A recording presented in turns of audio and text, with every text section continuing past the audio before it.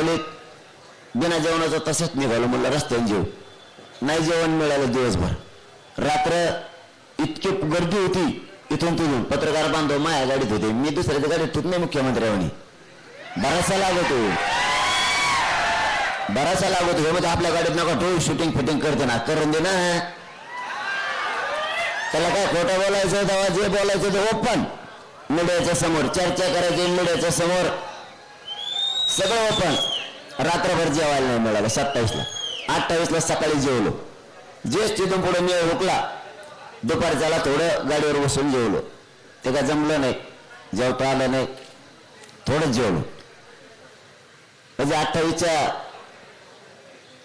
आणि 28च्या रात्र पण उपाशी आणि जागा जागा. बरोबर का? पत्रकार बंधू दोघं तिघ जण होते की नाही गाडीतून झोपलेले. ते बिचारे ते म्हणले स्तुती नाही करायलो, ते म्हणले आईला कमाल वाची.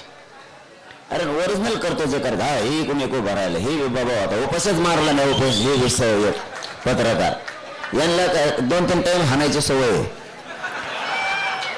आणि 2-3 बायच्यात जायची सवय. लटकल्या ना माझ्यामुळे ते. आपण गाडी वगैरे नाहीत मध्ये कळत नाही, जेवायला मिळाला यायला नाही. ते म्हणले उगाच लपडत घेतलो आपण आपल्या.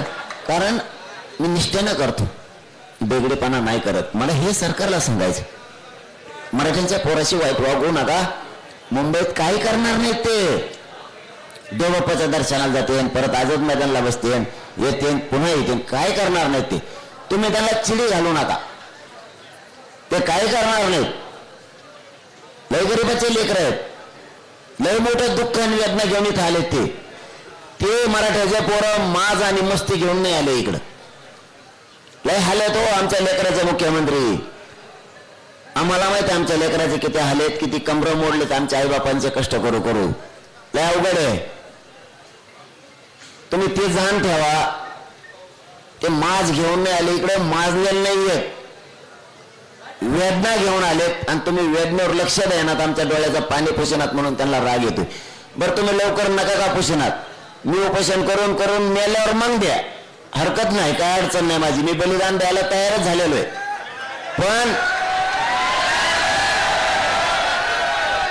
पण तुम्ही त्यांना इथं दुकानं बंद करायला लावू नका.